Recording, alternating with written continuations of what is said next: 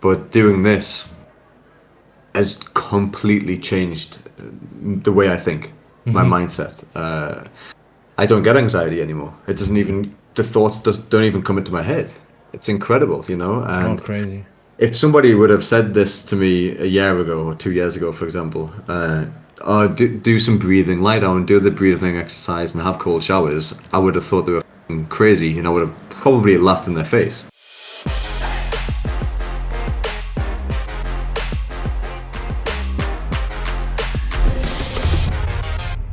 What a great episode today with Zac Aynsley. We talk about his journey as a poker player and one of the most impactful routines or methods he is doing as well in order to boost his focus, his health, his immune system. We're going to be talking about that, and of course his practice with Wim Hof and his challenge that he is about to do in a couple of months. That's an insane challenge. That's mind-blowing to me as well. And yeah, it was a very interesting talk, of course, also around fitness and diet. And he is debunking a lot of myth around fitness. So if you're a poker player and you also want to boost your overall health and your focus and just overall a stronger mental fortitude, then it's definitely a very valuable episode. Zac is a legend when it comes to fitness. He has been competing in bodybuilding. He has an insane body, and he's also been a poker player. And for the last couple of years, he's practicing with Wim Hof at the moment. So yeah, a very interesting podcast episode. And yeah, I was especially excited about this because we share a lot of similarities. So I hope you're going to be enjoying that episode. And again, if you have any kind of questions or even ideas for upcoming guests that you would like to see on the show, drop a comment. And of course, don't forget to subscribe. That really helps growing the channel. I would really appreciate that. And then let's now jump into the episode. Here we go. Today on the podcast, Zac, thank you so much for joining. We have so many topics today to cover, but first of all, welcome. You're a legend in the fitness industry, and you've also started playing poker, and you're also into Wim Hof and cold exposure and breathing technique, and you also prepare for something special that we're also going to be talking about, so you definitely don't want to miss that out. That's huge. That's even very scary for me. But before we get into that, I first of all would like to know, how's it going with you? What have you been up to lately? What are the projects you're working on? What are you training for? First of all, it's great to be here. I've been watching you for a long time, man. So yeah, it's really nice to be on this. But with myself recently, I have honestly just been basically living at Wim Hof's house, training with him 10 hours a day, some days, minimum 4 hours a day. If you don't know who's Wim Hof, turn off the podcast. I was going to say, who are you asking that question to? No, seriously, if you don't know who's Wim Hof, just Google him. He is a legend. He is teaching breathing techniques to also expose yourself to the cold and healing amplify the healing process. So he does so many good things for the world. So yeah, sorry to interrupt you, but in case someone does not know who people is need to know, absolutely. Yeah. And I actually did a podcast with him today at his house, so that's really exciting, and I can't wait for that to come out. But yeah, so I've been training with him a lot recently, and when I come home from training with him, I usually eat and then play poker. So everything we're talking about today, really fits in with what you do, what I do. Everybody knows you for poker. Everybody knows me for fitness and health. But I don't think what a lot of people know about you is you are very into this. Am I right? Yeah, extremely into this. Yeah. Which is amazing to see because, especially for like poker players, I feel like the general population of just people, the general public. If you mention what a poker player is to them, they would think typically unhealthy. Gamble, bad mindset, sit all day, every day, just playing. And I feel like what you're doing, especially for the poker community, is so important that it's not just about playing the game, but you need to be fit, healthy, have a good mindset, a Yeah. completely like different outlook, you know, no tilt. I think that's very, very important. Yeah. And yeah, like I said, I think from my point of view, poker is such a great game. You know, it distracts me from a lot of things in life. You know, diet, for example. You know, I used to play a lot of poker to distract myself from eating junk food when I was getting ready for a show. It was Okay. great, and especially with me, since I was a kid, I've always had an overactive imagination or mind, and I always used to be all over the place and couldn't sit still. I couldn't watch a movie without being distracted or having to do something else. Okay. But poker for me is the one kind of outlet where I can just switch off and just be relaxed and enjoy my time. It keeps me thinking, but at the same time, it's not like I'm having to, you know, overdo it and get, you know, mentally exhaust myself. Yeah. Yeah, so for me, training and poker are two amazing things to put with each other. How And it's did really nice to see you doing this, man. It really is. appreciate it. Thank you. How did you get into poker? I've been playing a hell of a lot longer since than I've been training. Oh, really? Way longer. Yeah, Was it always I for you first more just for fun, or you really tried to also learn the game yeah. and No. So at the beginning, it was just fun. I enjoyed it. I always wanted to try and get a royal flush when I was a kid. You know, my parents would take me camping. We'd play poker with all of our like their friends, my uncle, family, everything. You know, yeah, it'd be like 10 of us, whatever, and we'd play poker with like items instead of money. We never played for money. Of yeah, course, I yeah. was like 10 years old. Oh, that would be weird if your family plays for money and just takes your pocket money. Yeah, man. Son, But sorry, but give me the $10 back. But no, so yeah, I learned to play when I was really young, and I really enjoyed it. And then when I got my first computer, when I was about 5, well, I was a bit younger. I was about 10, 11, but it was a family computer. When I got my own, I was about 15 maybe, and it had the internet and everything. But the internet back then wasn't what it is now. Yeah, It was a lot more basic. It was a way, way simpler. There was only a few online games, yeah, really. So I used to play a lot of RuneScape, a lot of RuneScape. I mean, 10 plus hours a day. And then I didn't like the way the direction that game was going in terms of updates and development and stuff. I feel like it was changing too quick. I was growing up a little bit, and then I just stumbled across Zynga Poker on yeah, Facebook, and I noticed a lot of people at my school were playing it. You know, it was like a high score, whoever had the most chips and stuff, and that yeah, was it, man. I was hooked. I was playing that every day, after school, before school. I wanted to be the chip leader at school, yeah, yeah. and my dad played it. So it was a competition between me and my dad to, you know, who would have the most chips on that website, and yeah, man, I just loved the game, and then I stopped playing for a while. Went to university and stuff. Focused on that. What did you study? I was photography. Oh, Yeah, so it was college actually. I went to college, not university, but yeah, I that studied that helps photography. for Instagram, right? How to take good. And Whenever I take a picture of myself, it's like, dude, that's really how you look like. And you see, and my girlfriend always has to take pictures of me. I'm just such I an would say, idiot. I don't take pictures of myself. You know, it's always someone else with a Yeah. phone or Oh, yeah, camera. fair But enough. Yeah.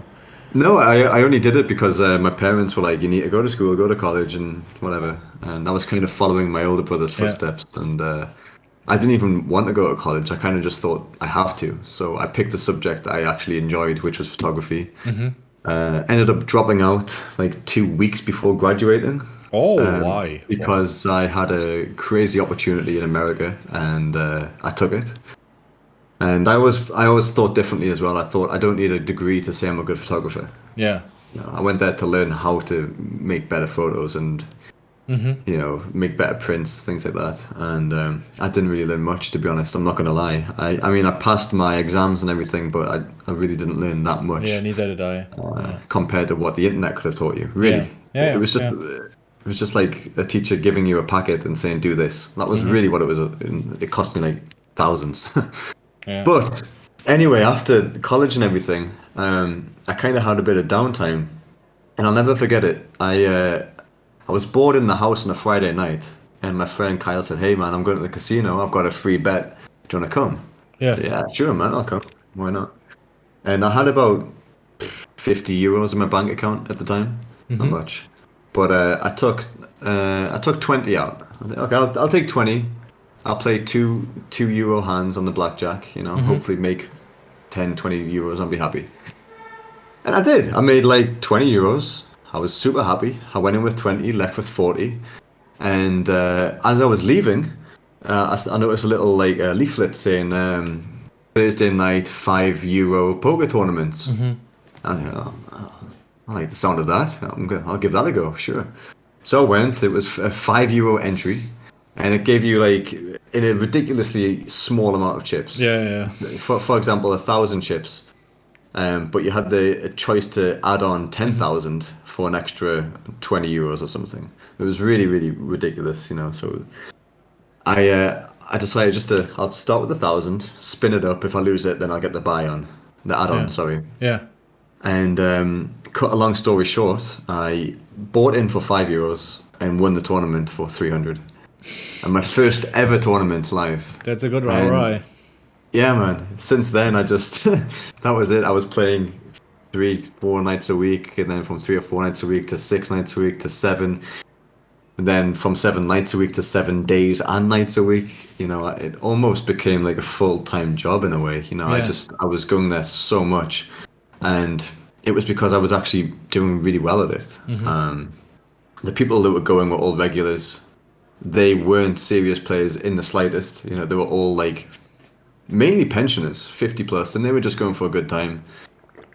So it's a pretty soft field, and I was actually making money at it, and I was making money at something I really loved. I would wake up in the morning, train for an hour, 2 hours, So prep my you, meals, this point in and time when go. you were playing heavily poker already, you were already training. You were huge Yeah, into yeah, fitness and body. It's like yeah, more bodybuilding actually, right? That you. yeah. Of course, It's. yeah. I like to distinguish between okay, I'm also into fitness, but the next level then, even though I'm at the beginner level at fitness, the next level then is bodybuilding, right? Yeah, absolutely. That's. Yeah.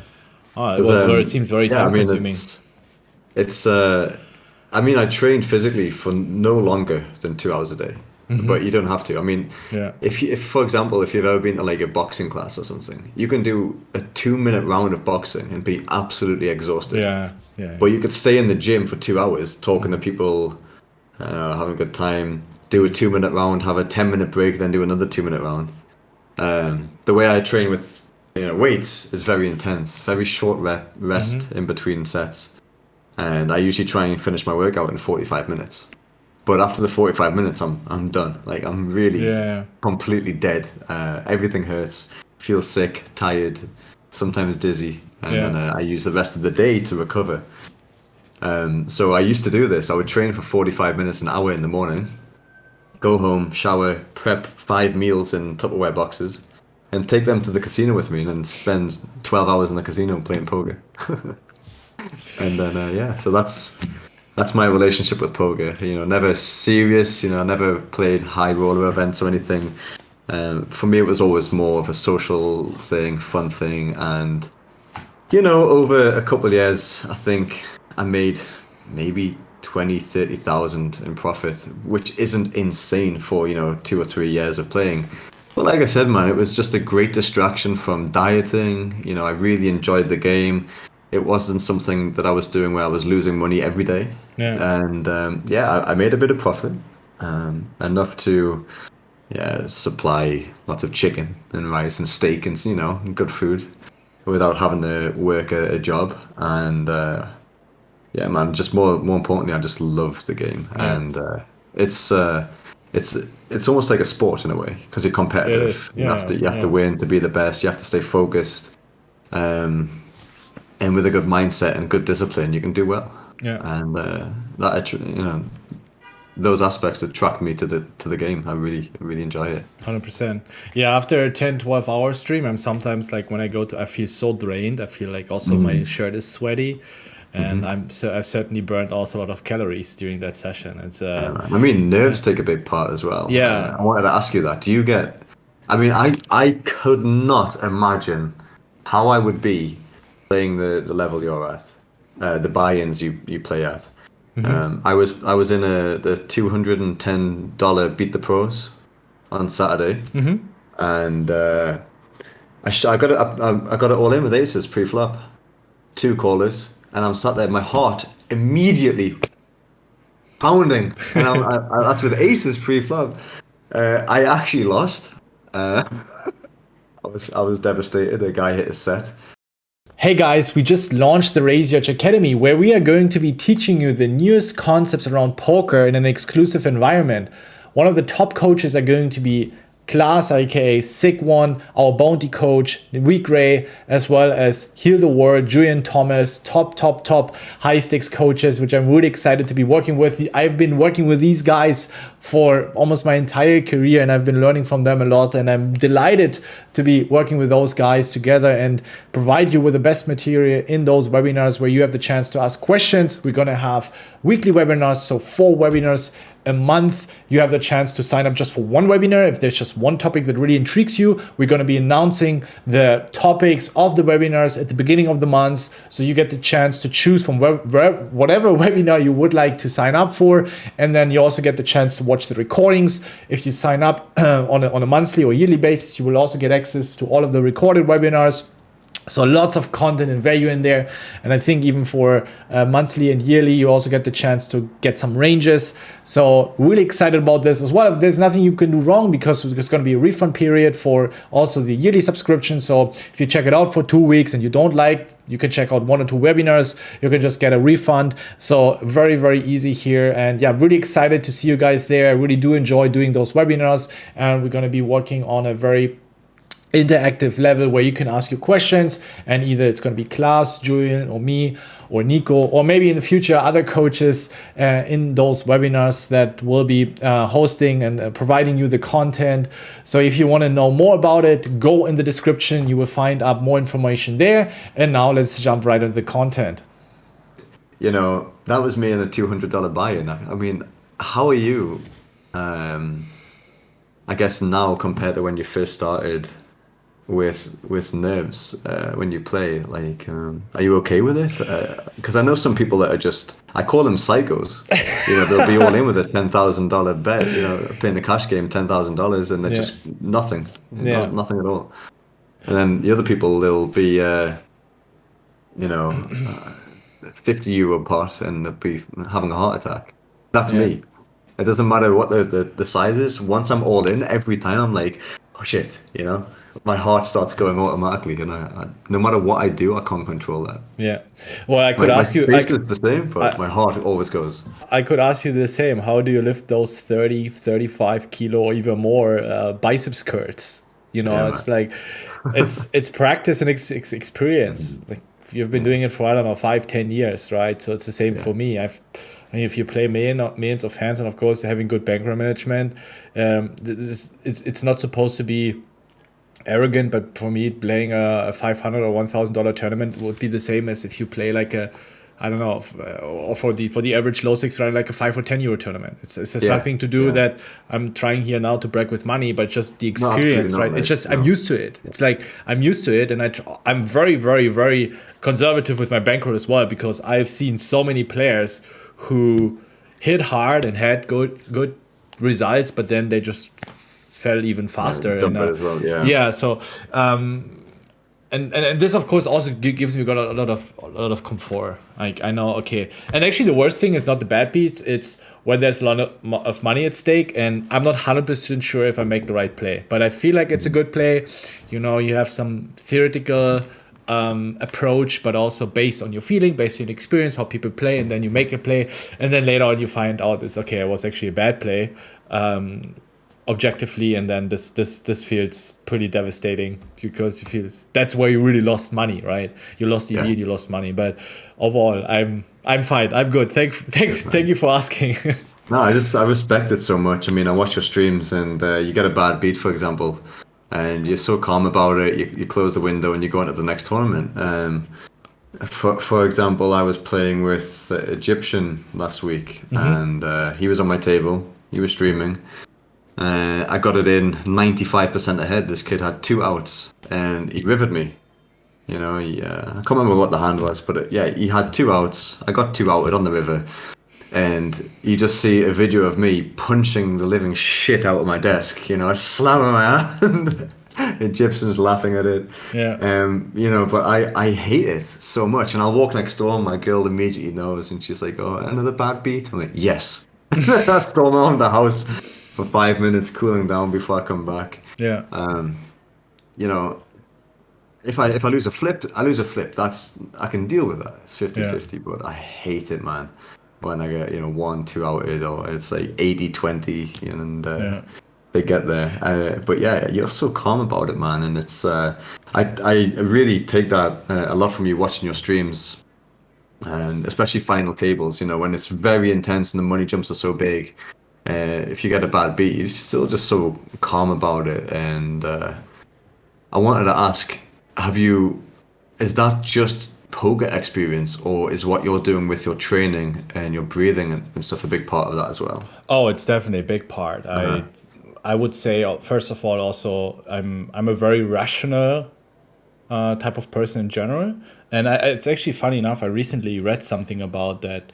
We have different types of intelligence. Certain people have more intelligence in their body. They become athletes or are very sportive. Certain people are very rational. They get into the stock market or work at a bank or become poker players. They're not necessarily good with numbers, just very rational, objectively kind of intelligence. And then you have people that have more artistic type of intelligence. Some people have like the compassion and empathic type of intelligence that become social worker or coaches. So I think it's very important, first of all, to understand what kind of person you are. And like, so for me, I think it is a little bit easier to just remain very objective. However, at the beginning, I also definitely tilted. Like when I was Yeah. not taking it serious, and I was like, I deserved to be better. But I would say that also, for example, cold exposure, ice bath really help, because when you go into the cold, you have to shut the fuck up. You have to Oh yeah, man. just be Big thing. fully there. Yeah. If you start thinking about like, if I'm in the cold bath or in the ice bath or whatever, and someone comes in and distracts me, it's so much more painful. Like, Absolutely. it's Yeah. so much easier if you just really focus. Okay, you just really go into the pain, or sometimes when you stretch, I guess you also do some stretching. So for everyone that is watching, if you stretch and it really hurts, try to really put your awareness into the pain. Into the Like feeling. feel Exactly. the Yeah. pain. Like the same you would try to feel your hand. Like how do you know your hand is here without looking at it, right? You need to feel it. This is the same you have to do with your body, with your pain. And then this really helps. So I really go into the cold, and then the cold becomes normal. It's just like, Yeah. okay, I had that that's today. it. I had And that that's today. the same for me with bad beats. It's like, all right, it's there. And when you do it over and over again, of course, it also is much easier at some point to just feel the tilt and be okay with it and not be Yeah. bothered by it That's too great, much. man. And this is I needed to definitely hear this. where cold exposure has helped me tremendously. Also with breathing. If you do 30, 40 rounds of breathing, I mean, this is just pure peace afterwards. If you Yeah, just man. It take really is. the final breath, and then you exhale, and then you just hold the breath for 2-3 minutes. It's just a moment of peace. Like it's great. I don't want to miss it. I'm doing it every day now, and Yeah, man. Me too. I had a great moment like that today at Wim's house. We did the podcast. It was great. Very, very fun. Very professional. Really, really nice podcast with Wim. And then, yeah, after that, we did a big cliff jump at his house into the cold. I and saw it then, on Instagram. And then we went straight into the freezer. He has this. It's a new type of. It looks like a bath, a big bathtub, but it's got like a generator or something attached to it, which keeps the water cold. So when you're in it, your body temperature doesn't heat the water up. It keeps it constantly cold. Okay. Whether it's in a indoors, outdoors, in the sunshine, whatever, it's constantly at the same temperature you set it at. So it was. I think it was 1 degrees the water, or 2 degrees.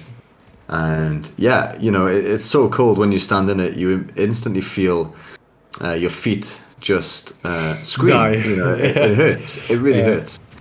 But I got in, lying there, and yeah, like you said, man, if you think about the discomfort and I want to get out and this sucks, then you're gonna get out and you're gonna not you're not gonna benefit from it. You're not gonna feel how it's meant to feel.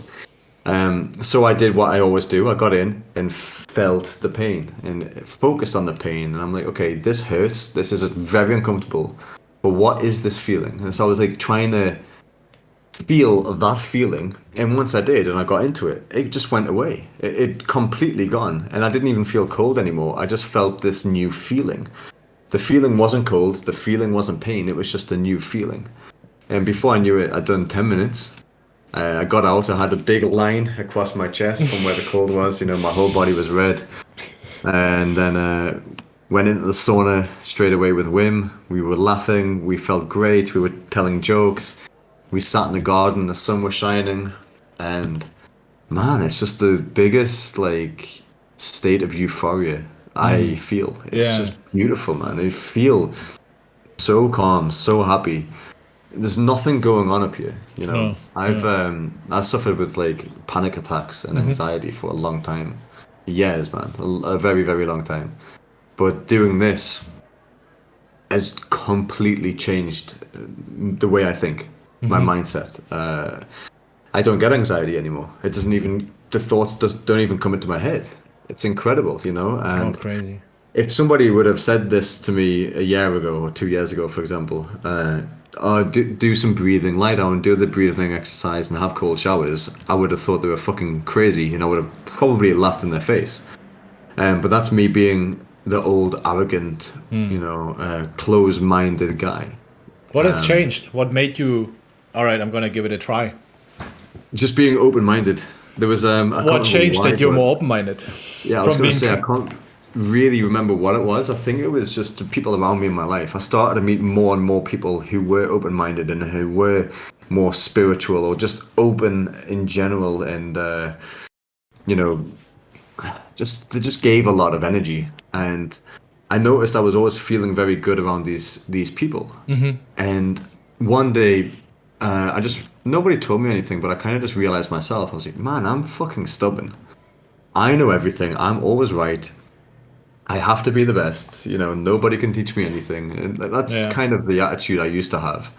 I never used to go prancing around about it. I was always like humble and nice, but within myself, if, for example, somebody at the gym said, "Oh, do this," I'd be like, "Psh, who are you to tell me that?" That's just how I used to be within my own mind. And yeah, I thought, what it is, I'm gonna give this a try, because I always hear people saying, do the Wim Hof method, do the cold, do the stretches, do this, do that.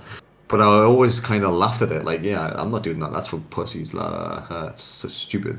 But bro, honestly, once I did just that first ever shower I had, and the first round of breathing I ever did, was enough to open my mind and think, holy shit, you've been such an asshole for so long. Now is time for change, a new chapter. And I said that on the podcast today with Wim. He was like, if you could give a message to people now listening, like a real message for them to do, or, he was basically saying, tell them your Instagram, they'll go follow you. But I turned around and said, what I want from the viewers is to fucking just try it. If you yeah, haven't tried it and you think, yeah, it sounds good, I'll do it another time, whatever, just stand up right now after this podcast, get in the cold and just try it. See how you feel. Because yeah, for me, it was that first, like I said, first ever experience. It was literally a life-changing experience. Every single day since that one time, I thought, you know what? I'm just gonna try it. I'm gonna try and be open-minded. I'm just gonna give it a go, see yeah, what all this hype's about. Once I did that, man, my whole life changed. Really, my outlook on life, my outlook on everything has just completely changed. I'm calmer through the day. I've got more energy. I sleep better. I'm much more patient now. I don't need things right now. Um, yeah, I with poker too. I feel like I won't tilt as easily. yeah, Bad beats happen, and for me, I'm sure they'll always get to me, but you know, it won't get to me now. I'll be yeah, pissed off for maybe a minute, and then I'm fine again. yeah, I won't go off and, like I said, just go and spunk my money on blackjack or something like I probably would have back in the day. yeah. It's just the way I look at everything now is totally different, and it's just through doing some breathing, which we already have within us, just lungs. Just breathe, man. and some cold water. That's it. Yeah. It's not an advanced course. It's not like it's something you have to do at this time or with people or a tutor or instructor or anything. You can do it whenever you want. You can do it for as long as you want. If you want to do a 10-second shower cold or 10 minutes, that's your choice. But man, the difference it makes for you physically and mentally is out of this world. And I'm now on a mission to try and get this out there more because people just need to try this. You know, I'm not being paid by Wim or anything, or this is just something people need to do because I have never felt better in my life than I have the past few months. My girlfriend, she was diagnosed with a lymphoma, blood cancer, essentially. And she was denied chemo, a second round of chemo. She was denied by the doctors. They said, your white blood cell count is too low. We can't do it. It's dangerous. It could cause this, that, and the other. But we're going to have to postpone the chemo until your white blood cell count's higher. So come back next week and we'll give you some injections which will boost your white blood cell count. Mm-hmm. So that's when she started doing the breathing and the cold water.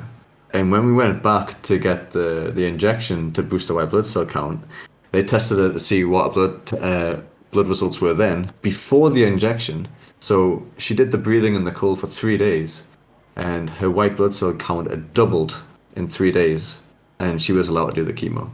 Wow. And same with Melody. She did it once. She's done it every day since. And chemo is a bitch. Chemo is a nasty, nasty little treatment. It's just nasty. You lose your hair, you lose a lot of weight, you become very sick, you throw up all the time. This is what I heard. Melody's just done 12 chemos. She's just done the last one last week, so we're going to get a scan in a couple of weeks to find out whether the cancer's gone. But she's done all of her chemo, all 12, since the end of last year. And bro, I tell you, she never got sick once. Wow, she gained weight. She gained weight. During she the didn't lose her chemo hair. as well? Sorry? She also regained weight during the chemo as well? Or? Yeah, she gained weight. Yeah. From the first chemo to the last one, she never lost any weight. But that's not usually not common, so it's pretty obvious that it happened through the additional breathing exercise. And it's also something I've discovered if you do some research that a lot of patients have experienced similar results also through some alternative, also through changing your nutrition, fasting, healing. Yeah, fasting. she also fasts. I was going to say she fasts usually till about 6 p.m. Most days, and then she cut out all like artificial sugars from her diet, any processed foods. So she started eating very, very clean, very healthily. And yeah, man, I couldn't believe it. It was like at times we forgot she had cancer because she was never sick. She was never like, I mean, she was tired. Don't get me wrong. She was very exhausted. She had what we call chemo brain. You know, she was always forgetting everything, and she couldn't really focus or work and stuff because it's a hard hitting thing. Yeah, but sure. No vomiting. She didn't look like a cancer patient. From what you've heard about others. So yeah, all of the normal side effects that come with chemo, she didn't get any of that, man. She's lost a lot of hair, but she's got a hair, man. She's got a full head of hair. Oh. She has lost a lot, but you can't tell really. I'm very happy to hear that. It's incredible.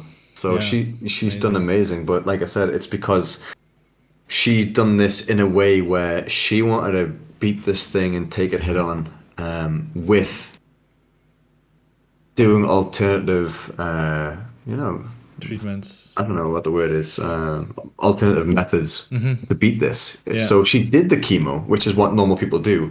But on top of the chemo, she did her own stuff. I feel like when people mention alternative methods, they instantly think, fuck the system, don't get chemo, don't do this, don't go to the doctors.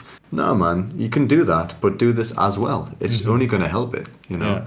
It's like having a car and doing a drag race in a 1.2 litre Vauxhall, or doing it in a Lamborghini with nitrous, the Lamborghini with nitrous, the one with all of the great parts and all of the added extras, and it's going to fucking destroy the other one. Yeah. No, I guess in the race, and that's what she's done. She just went out, got all of these, she got a diet right, she done the breathing, done the cold, work with CBD oils, all these different things to help alkaline her body. And man, she's killed it, and she looks great. She feels great.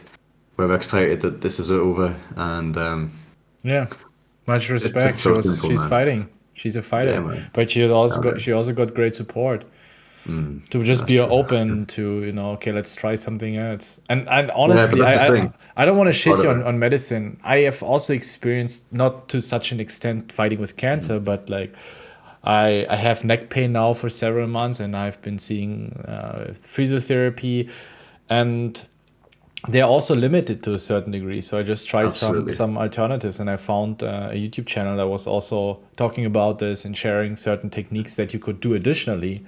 And literally by doing this practice once, it relieved my pain by, I would say, like 60-70%. It was just Jeez. insane. Yeah, I man. was seeing the physiotherapist for 2 months, and I would say improved it by 20-30%.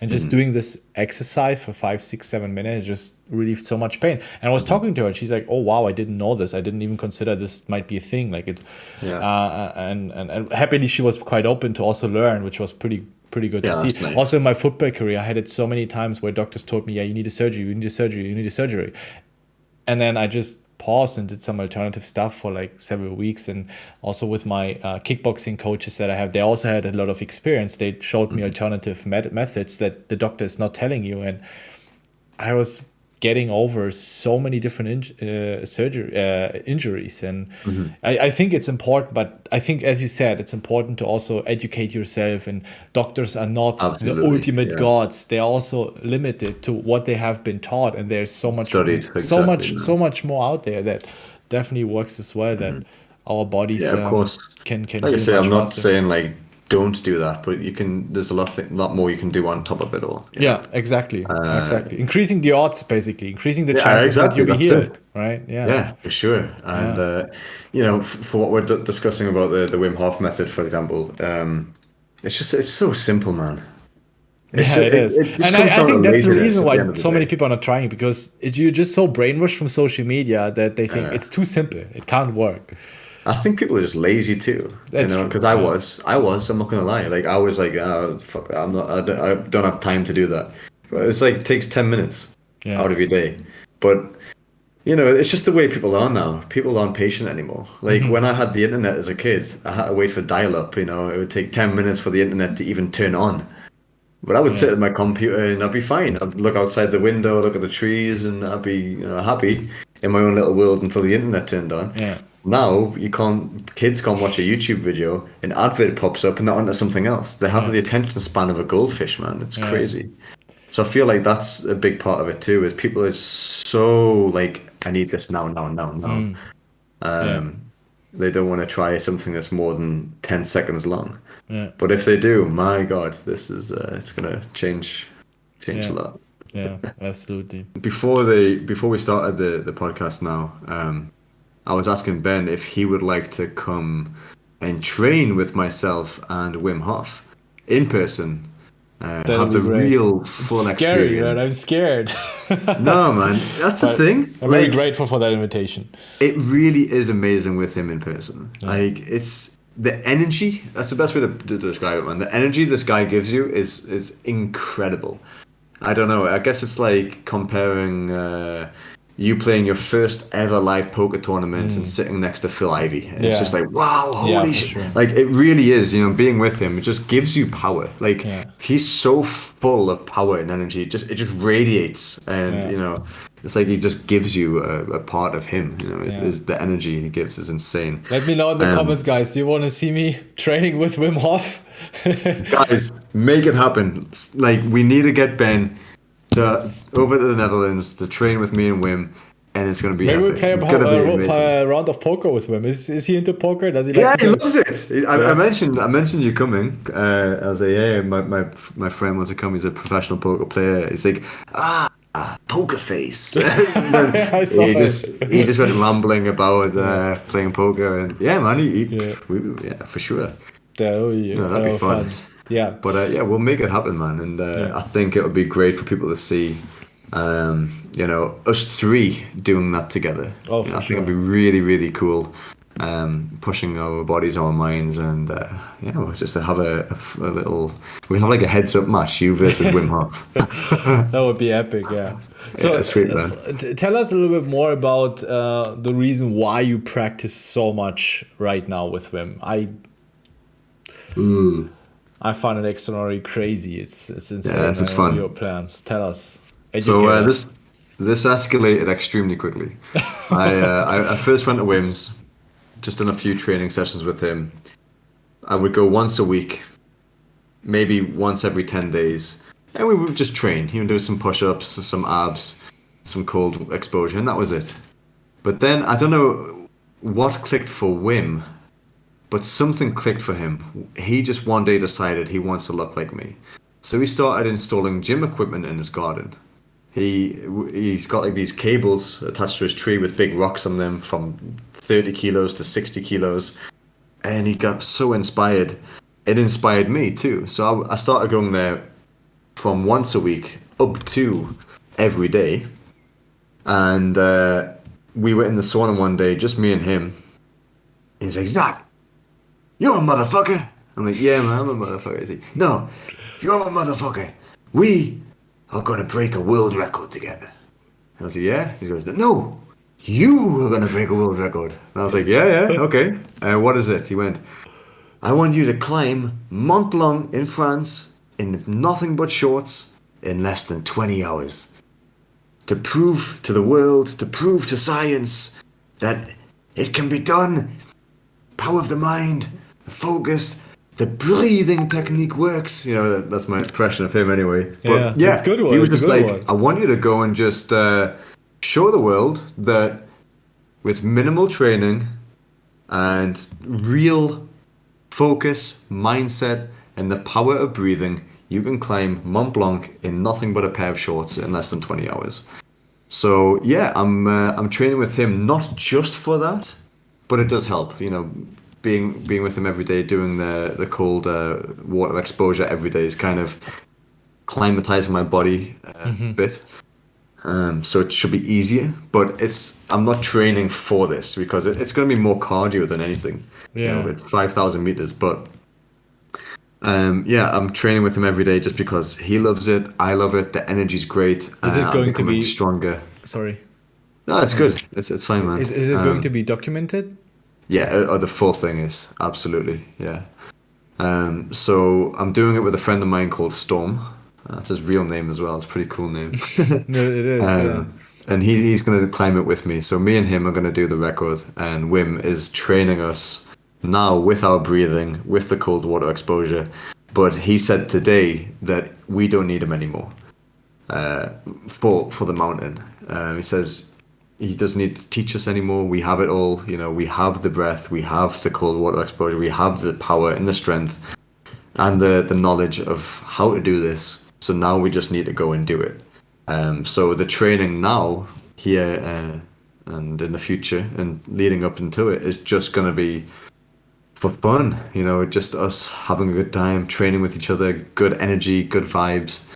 And yeah, he says everything we needed to learn in preparation for this mountain climb is pretty much been learned. You know, there's only so much you can do in terms of learning how to breathe and learning how to get oxygen up to the brain when you know, the altitude, lack of oxygen at high altitude kicks in. Yeah, he's taught us all that with breath holding, underwater, cold water, how to deal with intense cold.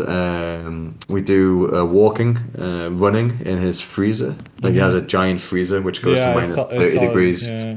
You know, we've done a lot of stuff in there, and yeah, he watches us very closely when we do it. And today he said that we're ready for the mountain. So now we just need to keep doing the training, and yeah, just have fun. But that's the goal. In August, we're going to be climbing Mont Blanc in a In pair of shorts. August. Yeah. Wow, sick. So What's excited. the most difficult exercise or practice? What's the ones that feels the least comfortable for you? The When it comes hardest one to I done was swimming with Wim. It was in January. He has a swimming pool in his garden, not like an Olympic sized pool, but it's big enough. It's a big pool, and it was frozen, completely frozen. We had to beat it with hammers. So we were in the pool, smashing this water with a hammer, breaking off all the ice.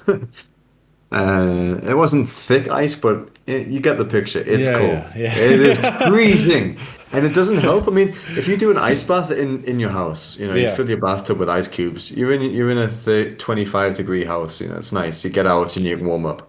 It was snowing.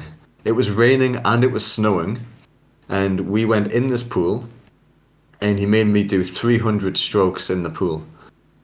With him, he did it with us, and me and Storm, and that was brutal, absolutely brutal. Because if you take a cold bath, you can generate a bit of body heat, if you stay still. So typically for beginners, I always say to my friends, family, anyone that I know who wants to try it, get in the water, put the palms of your hands tight on your thighs, on your legs, and keep them there. And try and keep elbows in as well. yeah, So your armpits stay warm. You can keep heat between your skin. yeah, If you sit like this, nice and tight in the water, you'll generate warmth on the palms of your hands, under your armpits, and you'd be shocked at how much that heats your body up. yeah, But yeah. swimming Yeah, I in remember ice, after 7 minutes, my I God. open it and it gets so fucking cold again. It's Yeah, like a man. second shock. Yeah, yeah. Yeah. But swimming, But yeah, yeah, yeah, you have constantly no moving in it. And heat it's like the, production the or the water's not still either because I'm yeah. swimming with two other guys. The water's constantly splashing, and there's ice coming into your face. It's snowing, and yeah, I did 10 strokes, and I instantly couldn't feel my hands. Like instantly couldn't feel them anymore. And I remember like getting out of the pool after 300, and I really pushed myself. The reason I didn't get out at like 50 was because they stayed in. And I was like, I'm not going to be the first one to get out. I'm going to Yeah. fucking do this. So we did the 300, and I got out, and I remember looking at my hands, and they were just like this, like completely stuck. And I was like, oh my God, shit. Like, I started to panic a bit because I Yeah. thought I could lose my hands, la la la. Yeah. But we went straight in the sauna. We did the breathing exercises, calmed down, everything was good. Wim reassured me within 2 minutes I'm going to have the feeling back, everything's going to be good. And it did, it came back, everything was great. And that day, I really felt like I overcame a serious challenge, and this was when I first started going to his place as well, so I'd never done an ice bath more than 1 or 2 minutes. And then he just threw me in the deep end and said, right, we're going to do 300 strokes in a frozen pool. That was brutal. But it was a lesson. He wanted to see if we had the mindset and the determination and focus to push through that boundary, get past our comfort zones, and just take this, head on.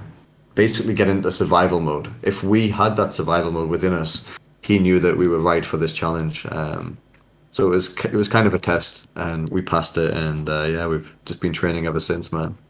But that was hard. I'm not gonna lie. That was that was brutal. Out of all the things we've done, that was the one I thought I was gonna quit on. Yeah. Yeah, that wasn't Sick. nice. But what about yourself? I mean, Uh, in terms of, I think cold water is what I'm intrigued about the most, because I know you do a lot of training. You do is it kickboxing? yeah. Yeah, you do kickboxing, stretching, everything. Yeah. Obviously the breathing techniques. It's amazing, man. I think it's great that you're doing all this. But I'm curious about your relationship with cold water.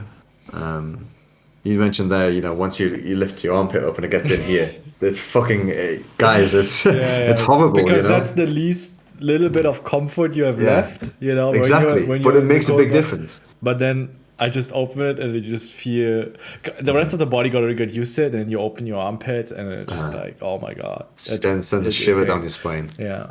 But what do you do for it? Is it like mainly showers? Do you have like a plunge pool, or No, you go mainly to a river or showers, anything? and on Sundays I take a cold bath where they not always have ice cubes available at the local grocery stores here. So whenever they have, I rack up as many as possible, and then I also throw in ice cubes. And Yeah. it's certainly not as cold as Wim's water. I would guess it's Oh, like man. 8, 9, 10 degrees. That kind of It's cold enough though. It really yeah. is. If you stay in there for more than 3 minutes, you're gonna feel it. Yeah. I always try to, for me, I try to reach the point where my body gets used to it, where my breathing normalizes and my body's adjusting. This is what I also would recommend to beginners. At the beginning, it takes a little time, of course, or it takes longer than if you're a little more experienced. So yeah, whether it's 20 seconds, 40 seconds or a minute, but try to reach the point where, all right, because at the beginning you might be panicking a little bit, right? Oh, it's cold, absolutely, right? yeah. And then Yeah, try calm to down. stay with it 5, 10, 15, 20 seconds, and you see it gets easier. Yeah, And you want to reach it's that weird. point where you might Yeah, even be able to talk, right? Usually you wouldn't be able to talk. absolutely. You would, Yeah, it robs you of your breath. yeah, That happened to me the first time I did it. I mean, I was yeah, yeah, it really takes it out of you, but I haven't had that in months. yeah, It doesn't happen anymore, actually. The the breathing side of it, when it takes your breath away, that just doesn't happen to me yeah, anymore at all. But yeah, the thing that does get to me now, the only like negative thing, it's not even negative, it's just like something I need to overcome is just my hands, man. You know, my hands are still a bit like, yeah, once you go below 3 degrees, it's just like knives. It just hurts. But same thing, after a minute of being in there, it just becomes this sensation. It's just a feeling, and it's not pain anymore. It's not discomfort. It just becomes this feeling, and then before you know it, it's kind of normal. And yeah, it's fine. You know, you get used to it. yeah, yeah. So yeah, I feel like with this type of training, it's always just getting over that first hurdle. And once you're over that first hurdle, you're plain sailing. Yeah, It's pretty easy from there. But yeah. yeah, relax, let go, and just do it. That's what Wim always says. Yeah, Just let it's go and just it's do it. just I think just okay, you're gonna be fine. Just Yeah, understanding, of just course. accepting you're gonna be fine because you probably there's a few percentages in your mind that believe you something harmful might happen. Gonna happen. Yeah, But you absolutely. just need to be fully convinced, despite your body signalizing you something different, which is the pain, telling your mind, hey, it's gonna be fine, nothing is gonna happen. I And think for people listening in that are hearing this, like all this pain, all this discomfort, are you gonna be fine? Like reassuring yourself, they might be thinking, why the hell would I want to do this? Trust me, the feeling afterwards is the reason we do this. yeah, It's beautiful. It really is beautiful. It makes you feel like a man, you know, this fucking like back to nature, back to being like a real yeah, very fucking connected man. with nature. Yeah, Yeah, just like proper caveman shit, you know. It's great. You yeah, feel powerful. You feel amazing. yeah, It just switched on. I mean, instantly woke. Yeah, it's fantastic. Just yeah. instant focus, you know. I used to be really bad with pre-workout drinks, you know, before training. Yeah, Extreme levels of caffeine, you know. I was taking 2 scoops a day with coffee and everything. But since doing the cold water, man, I don't need it anymore. You know, I yeah, come out of the shower, I come out of the bath, and I'm just electrified. There's so much energy. It's incredible. yeah, Incredible energy, focus through the day, and then I sleep like a baby at nighttime. It's just perfect, man. yeah. It really is. I think that's It's also fantastic. one of the reasons why I barely drink coffee. It's also not that here and there I really enjoy it, but like for the most part, it's not part of my routine because I think I have my cold showers. And that might be if you really struggle with caffeine addiction and you really can't let go, and it is dangerous to a certain degree. If you Yeah, overconsume it, then yeah, maybe give it a absolutely. try. Yeah, I used I to used to be pretty bad with it, and Yeah, you know, panic attacks from too much of it. My heart palpitations. Yeah, it wasn't healthy, but it was like the only thing at the time I thought would wake me up. yeah, And yeah, Jesus, I was totally wrong. yeah, Yeah, but adrenaline. I mean, if you think about it, if you're going to do something that's really crazy, you know, you're going to do a bungee jump or something, you won't need a coffee before you do it. Oh my God, you're going to be jumping off a cliff. Yeah, that's going to wake yeah, you up, eh? yeah, It's the same thing with the cold water. It's so shocking and so fuck. Like you need to psych yourself up to get in. You know, you're not going to go into freezing cold water. Like you wake out of bed like this, you know, yeah, tired. You just stroll over to the cold water. You're not going to get in the cold shower and be like, this is nice. You're going to wake up yeah, quick. It's great. yeah, Yeah, yeah, I really love it, man. for And sure. it's great for your vascular system, your immune system. It strengthens your immune system. Your blood pressure will balance itself out. If it's low, it'll raise. If it's too high, it'll lower. and your heart rate will lower naturally as well. Your resting heart rate will lower, which is great. Yeah. Strengthens your immune system 100%. So guys, Do it. please Just go and fucking do it. Yeah. Yes. Listen, I also want to pick a little bit of your brain on, of course, stuff around poker, the fitness, and how it correlates with poker and performance, and Yeah, also absolutely. Your journey in fitness, and you have achieved incredible results. And so, also a question that I received, and I also personally find very interesting. Do you have any tips? Can you share any kind of maybe perhaps routines that correlate with increasing your focus?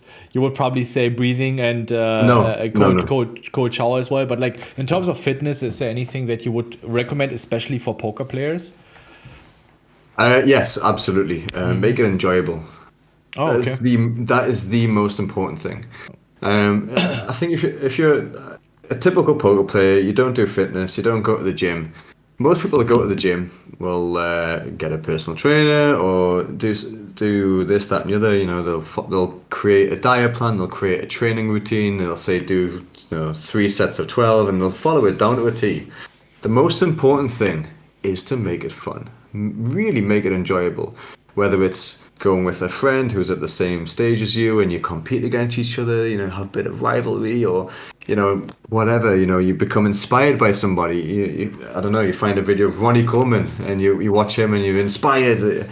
But you have to have that drive, that real want to go. If you don't want to go, then you're not going to go. Yeah. You'll force yourself to go for a little while, and then in the end, you're just going to quit. Membership's going to still be there. You'll be paying for a gym membership but not using it. I see this all the time. And it's because people jump in the deep end, I think, a bit too quick. They say, right, new year, new me, new chapter. I'm going to get a gym membership, a diet plan, a coach. I'm going to do it all. And then after 3 days, they hate it. They're depressed. They eat nothing but chicken and rice, very boring, horrible food. It's not fun. It's not enjoyable. The training, everything hurts. It just sucks. Yeah. Do it at your own pace. Make it fun. Make it so you want to go back. And if you have that and you enjoy it and you can't wait to go back and do it again, then there you go. You have it. I mean, why do you play poker? Do you love it? Are you addicted? There's a reason. If you one or the other, you keep going back. You need to have that same reason for the gym and for training. You either have to love it, you either have to be addicted to the training, whatever it is, you have to set goals, you have to have a reason to go. That's like me saying, hey, I want to be an entrepreneur in the stock market and make millions. Everybody wants to make millions, but dude, I don't want to sit and learn how the stocks work. That's not for me. Yeah. And I know people that want to do it. They'll buy a course, do 3 days, and think, this isn't for me, and they just blew a load of money on a course and wasted their time and money. Same for the gym. You just have to make it fun. Make it fun. Make it a challenge. Set goals. Set little goals. You weigh 100 kilos. Aim for 95. And once you've hit it, celebrate, and then aim for something else. Just set little goals, little challenges, which are rewarding and make you feel good. But I think the biggest thing is just don't go straight in the deep end. Don't, I get like 16-year-olds messaging me saying, hey, I've just got a gym membership. This is my diet. What do you think? And bro, it's just like 5 meals of chicken and rice at 16 years old. Like, where's the fun in that? That's going to make them never want to diet ever again in their life because it's so depressing. Dry chicken and rice 5 times a day.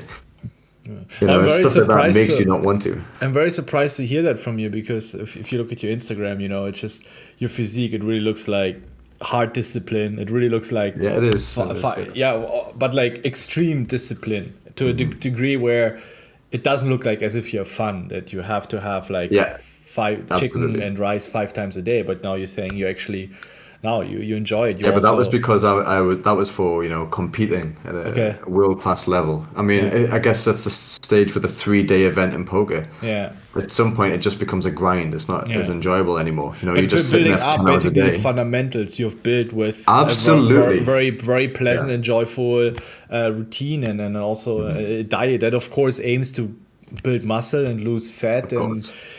But the same thing at the end of that brutal 16 weeks of dieting and extreme discipline, I had the best time ever eating fucking carrot cake in McDonald's, man. Oh my God, it was incredible, you know? I hadn't eaten anything I wanted in 16 weeks, and then all of a sudden I was at McDonald's almost crying, biting into a burger. But no, this is directed for poker players. You know, if you said to me, how do you get the right mindset to compete on stage, enter a bodybuilding show, then it's a totally different answer. This is for poker players. Yeah. You know, Yeah. I'm not going to say to a poker player, hey, get a coach, eat chicken and rice 5 times a day, switch your mindset. You have to be focused. You have to do this. You have to do faster cardio. You have to do. You train harder than anyone else around you. You are the only competition. None of this bullshit. You know, they just need to enjoy training. I think it's great to have people in their life that are doing it as well. You know, whether, like I said, it's a good friend of theirs, just good support, a good support system in their life, girlfriend, boyfriend, whatever, that's going to support them with this new journey. But more than anything, I think just focus on the results. Focus on your health, how you feel. You're going to be fitter, you're going to be healthier, you're going to be happier, you're going to be stronger. And honest to God, you don't need to train for more than 1 hour a day. 1 hour a day is enough to make a big change. Yeah. And same with the diet. You don't have to go on an even 30 minutes diet. A day is man. Like, hell yeah. You know, 30 minutes a day, you can do a lot. Yeah. And same with the diet. You don't have to, like I said, eat just chicken and rice 5 times a day. You know, make it like an extreme diet, or just eat salad. You know, no, just lean it up a little bit. Yeah. Just make it a little bit better than what it used to be, and then it's an improvement. You know, you've started off on a good foot. So just start off slowly, build into it until you get to a stage where you think, okay, now I'm enjoying this. It's good. I feel pretty good about myself. Yeah. And then if you want to try the real shit, like the real hard shit, give it a go, you know? But you can't go straight into the deep end, like I said, from not dieting, not training, to all of a sudden wanting to be Mr. Olympia. Yeah. It's not going to work. Yeah, people want a big change right away, right? Yeah, it's not going to happen. Yeah, I think the fun part is very crucial. If I think about myself, I want to have diversity. I think the reason why I'm consistently practicing every week is I have diversity, you know. I have kickboxing twice, which is also a lot of strength, but mostly cardio, of course. Absolutely. And then I practice twice a week at home, where I do mainly strength, and sometimes I go for a run. So I train 4 or 5 times a week, mostly between 30 and 60 minutes. So in total, like, I don't know, 3, 4, sometimes 5 hours. But yeah, it's not that much, but that diversity, mixing between having also different environments. I would also recommend try out like once or twice at a gym, maybe one time at home, go for a run. Yeah, like, absolutely. But I found it very draining if I do one type of workout. And again, might not be for anyone, but for me, I realized, okay, if I just go to the gym, it becomes, even though I do different types of trainings, but just being in the same enviirment and having that same machine, same people, same kind of routines, you know, grabbing your stuff, going there, training, and taking a shower, go home. It was kind of draining for me. It was not the training, but it was just, I know exactly what I'm going to see, what I'm going to experience there. But now, even though it's just 2 or 3 different things, kickboxing, going for a run, and then just working with my weights here at home, it makes a big difference. Or with my I train at 3 different gyms for that reason. Oh, that makes all sense. That's pretty smart. Yeah. I have my gym in my house, which is amazing. I love it, but it's at my house. You know, it's not. It's like working at home. It's not the same. Yeah, you sometimes you need to go out, right? So yeah, absolutely. I have Gold's gym, which is a 10-minute drive, and then I have a friend's gym, which is a 20-minute drive. You know, so if I switch it up, man, it becomes so much more enjoyable. Yeah. You know, different faces, different places, different machines. Yeah. The equipments are from different companies, so it feels different. It's just nice. And then obviously I have Wim's place too, which is just like total paradise. Yeah. It's great. Yeah. You know? And listen, like if you really feel this has helped for me a lot. And you can you can mirror it onto any kind of different exercise that you want to do. But for me, death by burpees, where you literally start with 1 burpee in 1 minute, it's just like you do 1 burpee, or you can do the same with push-ups. Yeah, and man. you add on one every single minute. You start with one push-up. Next round, next minute you do two, then three, four. Yeah. And then once you're into it, and you're into it 5 minutes, and you did like 15 push-ups or 20 push-ups, but at this point you build momentum. It's like, okay, now I'm gonna push through. man. I'm gonna want to see, and you also you develop that inner competitiveness, because okay, let's see how far we can go. Right? Exactly. Like I 10 was gonna rounds, say, 15 rounds. I've done that. You won't stop. You won't stop. I did that with a friend of mine who was a Marine. That's why I laughed when you said death by burpees, because that was the closest time in my training career that I came close to puking. Like, oh my god, bro! I think we were there for 3 hours doing it. You know, we did the same thing, 1 minute intervals. We did 1 and 2 and 3, and I don't know. We went up to like 180 or something. It was ridiculous. 180 burpees in 1 minute? Yeah. No, like. So we would do how many we could do. We'd add one each minute until we were just dead. Yeah. You know, so we did 1, have a minute rest, then 2, have a minute rest, Yeah. 3, have a minute rest, 4, have a minute rest.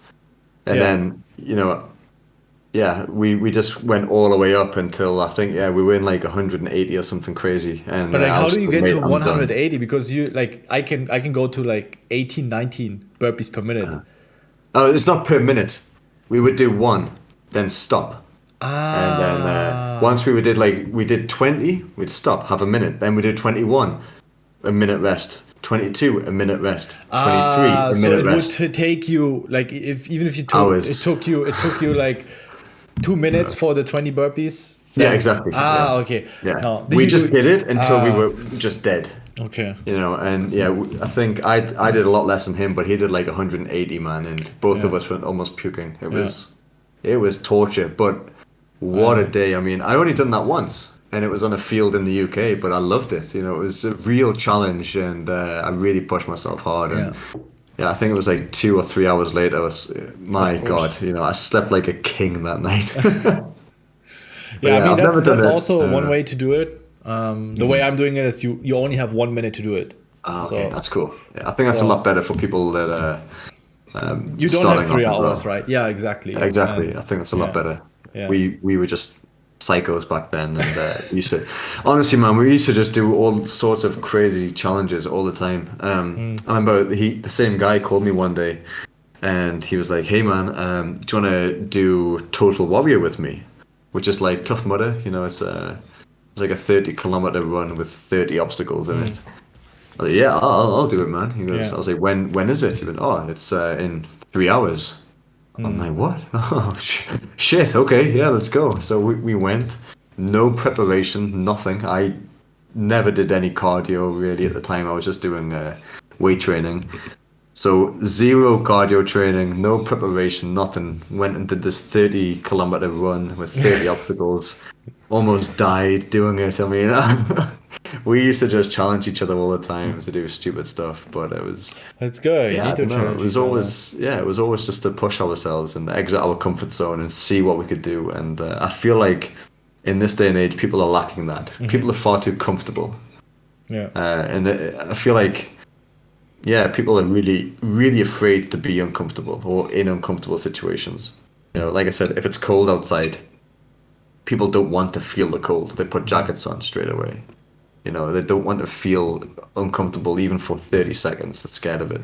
Yeah. You know, and I feel like if you started exiting your comfort zone more, you're going to just flower, develop so much as a person, become stronger in so many ways. And I think going back to what I was saying before about the cold and the breathing, you really have to get outside of your comfort zone in those moments. And ultimately, you just become a lot stronger because of it. It's amazing.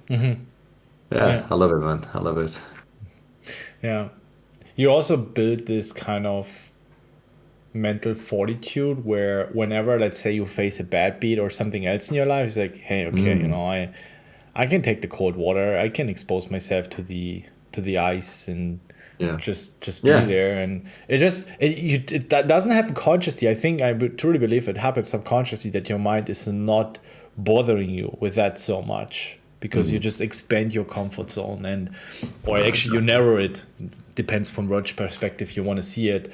And you're just less susceptible towards being pushed around. You become this strong oak tree that Yeah, man, absolutely. a bad beat cannot bother you that much anymore, or anything else that happens in your life. And I think Yeah. that's the important message here, that not only you increase your willpower or the amount of willpower you have available or access to on a daily basis, but also just, becoming resilient towards Yeah. any kind of unlucky circumstances, let it be bad beats or anything else that might happen in life, right? I I also wanted want to ask to. you. Oh, sorry. Go ahead. Oh, Go no, ahead. No, you no. Go go for ahead. it. Go ahead. Go ahead. Okay, I was going to ask you. You really are a very big name in the poker scene. Well respected by so many players. A lot of people look up to you. Thank you. And I really feel like you have a very big influence on these guys watching you, a big impact. I feel like if you was to say, guys, do this, take this course, whatever, people will listen and think, okay, if Ben's doing it, I'm going to do it. Yeah. With the impact you have on the poker industry, what change would you like to see from the community, from the players, in terms of, health and fitness? Do you feel like there's something we could do? Is there something you can do to help promote this a little bit more? Like, is that what you want? Do you want to see more poker players out there just become more conscious about their health, about training? Because I would love to see that. I would love Yeah. to see more people think, you know what it is, I'm gonna become just a bit fitter, a little bit healthier. I think that'd be great. Poker is such a great sport, such a great game. I feel like for everyone who is playing, they should be at least a bit more conscious of the fact that if they're fitter, stronger, happier, and healthier, could even just improve not just their game but everything about their life. Yeah. I'm guessing you stand in a similar position on that. You want to see people- 100%, man. And for me, it's not whether it's cold showers, whether it's breathing exercise, whether it's working out, whether it's surrounding yourself with like-minded people and having that strong bond with other men and women that support each other. I truly believe that, first of all, don't believe everything that you're being told on social media and by doctors, and just use your own fucking brain. Just common sense. Just start using some common sense, simplicity, back to the fundamentals. Something I also wanted to talk with you about as well is the part of supplements, because I do believe, and we can disagree on that if you have a different opinion, that of course supplements and the time of the day you eat, but like 80-90% of the results come from eating good, eating healthy, and working out on a regular basis. And then Thank God you said that, man. everything else is probably just going to improving it by like a few percentages. It's probably It's that. important. It's probably important for any that is like really competitive, right? Like just eat greens. No. What does the word supplement even mean? I mean, like the going that know? extra mile of, okay, when do you have your protein? Like what kind of supplements? Do you need creatine? Like how impactful is creatine actually in the first place? Yeah, but the thing is, people, they don't know what the word supplement even means. Like, they don't think about that. They go to it as a first. Okay. They always go to a protein shakes first, creatine, BCAAs, fat burners. The most, honest to God, man, the most asked questions I get all the time, whether it's in person or the gym or online, whatever, is people say, oh, what supplements do you take? Oh, what creatine do you use? It's insane what amino acids, what fat burners. I'm like, mate, why don't you ask what my diet's like? Why don't you ask how hard I train? Serious to God, man, I have one protein shake a day, maximum. Sometimes one protein shake every 2 days or 3. Pre-workout, I love pre-workout. I don't take it as much as I used to. I'm quite rare now, actually, but it's great. It gives you energy for the gym, gives you focus. No food can do that. But in terms of like results, man, if you guys are going to the supplement straight away, it's not going to work for you, because supplement, the word itself, quite literally means if you can't get enough protein, for example, from food, you take a protein shake to supplement the loss of protein from food. So say if you need to hit 100 grams of protein a day from food, and you're getting 80 grams of protein, that's when you need supplements because it tops you up to the 100. Supplements are only really made to give you that little extra top up if you can't get enough anyway. Yeah. But we can get enough. We have access to food. Yeah. We can get enough protein. We can get enough creatine from red meat, for example, enough amino acids from just food, man. And the only time you need supplements is if you can't get it in from food, from natural sources. And I mean, sometimes I love to just have a protein shake instead of a meal, but I still get my other 5 meals in. I don't have 5 protein shakes a day. I don't have creatine in every single drink I have, Yeah. I get enough from my food. So if people are looking at supplements first, their mindset's completely wrong. Supplements are there to give you that top up if you're not getting enough in the first place. Yeah. But you can get enough from food. But like I said, hey, there's absolutely no problem in replacing a meal with a protein shake from time to time. That's fine, If you don't feel like eating steak or chicken, or if you're vegan, beans or whatever, and you think, I just want a quick 30 grams of protein, I'm lazy, have a shake, great, but don't rely on them. Supplements aren't the answer to giving you the results you want to see. Hard work does, way above anything else. Training hard, eating well, sticking to it, but the supplements definitely help. They're definitely great to have in the house. But they should not be a priority, 1,000,000%. So I'm really glad you said that, man. But it was not necessarily only about supplements, just in general, that I feel, and it's the same in poker, that people focus on the things that bring so little results, whereas just the practice itself and the clean diet with some solid fundamentals will probably generate you the most results. Absolutely. And look, what is for us as the average poker player? We want to be healthy, we want to be focused, and of course, if we lose some weight or we build some solid muscle, you can gain that with like working out 3-4 times a week and some solid diet, like cutting out most of the sugar, getting enough protein, maybe increase your protein intake. It doesn't need to be as high as a bodybuilder, and you're gonna be fine, right? And then there are just some few basic principles, and it's the same in poker. It's so insane when I see people in our Discord arguing about we should c-bet 33% pot size, no 25%, no we should also bet 50%. I was like, are you fucking insane? It doesn't increase. It's just these small things that you waste your time on, and not really gonna be improving your win rate, and I've seen that in fitness as well. I remember one discussion. I see it with everything. With everything.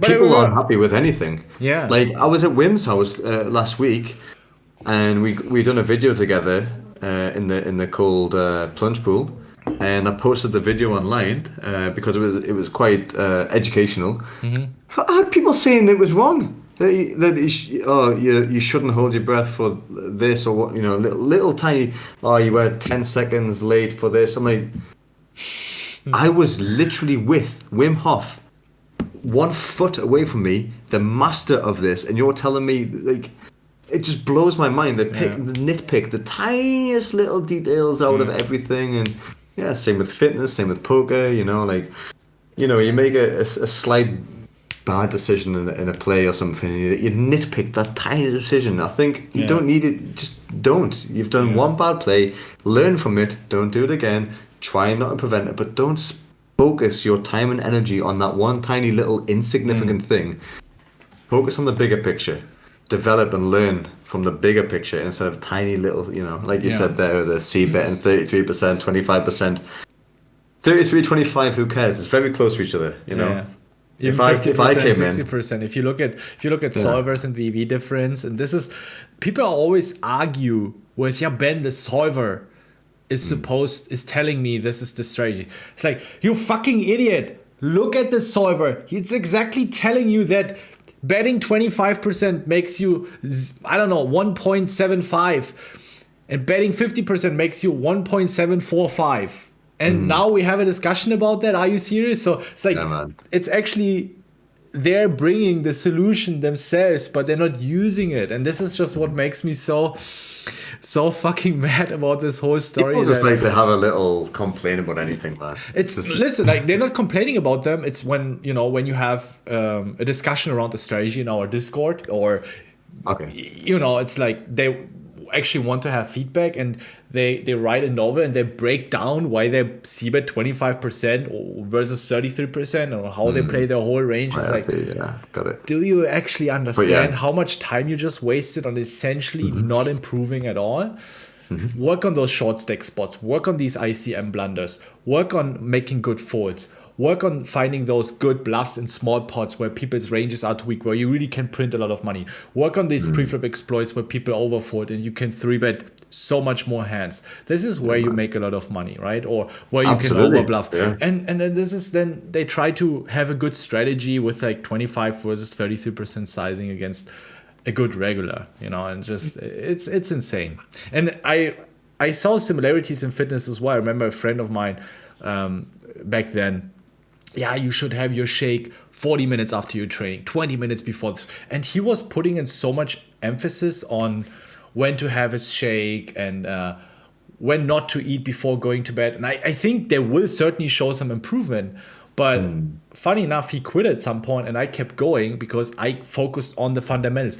Yeah, if I had my shake 2 hours later or 30 minutes later, I didn't care about these small things because, Yeah, man. listen, like I don't have the knowledge, but I just based on a feeling, I was like, that's probably not going to bring you the big results. I mean, in a way, he is right. Yeah, But he is. at your level, Absolutely, no, no, no. absolutely. But for you, it doesn't matter that much at all. And also You for know, his if you're- goals. Also, yeah, he but didn't if want to you're become a competing- bodybuilder. Yeah, but if you're competing to go on stage, Yeah. and you have to get sub 5% body fat, maintain all your muscle mass, Yeah. everything, you have to be perfect. Yeah, absolutely. I agree with Everything you. has to be perfect. Yeah. If you're doing this for health and fitness, get the fuck out of here with those stupid minute differences, man. It doesn't make any. He's doing it. Yeah. The guy's doing it. He is training. He's dieting. He's doing his job well. It's great. Don't nitpick little things and try and suck the energy from it.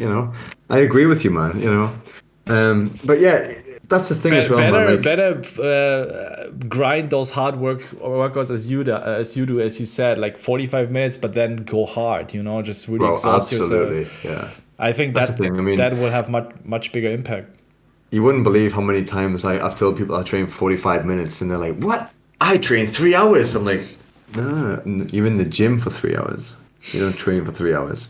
Yeah. No, I do, right? So there's this one kid who was a fucking asshole, man. Like, he really was. He was trying to show off in front of his friends and in Discord, saying he trained longer than me and he did that. But we lived in the same city. I was like, okay, sure, man. Let's go train together. And I met him at the gym. He was with his friends before COVID. And yeah, he was like, yeah, man, I train minimum 2 hours a day. I train hard. I train really hard. I know harder than all my friends. And I was like, okay, cool, let's train. 20 minutes later, he was like almost puking. I'm serious. He kept running to the bathroom. He was in like by the bin all the time. He couldn't retrain legs. He couldn't stand up. Anyway, we finished after 45 minutes. And I was laughing at him. I was like, that's just us warmed up now, 45 minutes. Come on, let's do 2 hours. He's like, no, bro, I can't do this.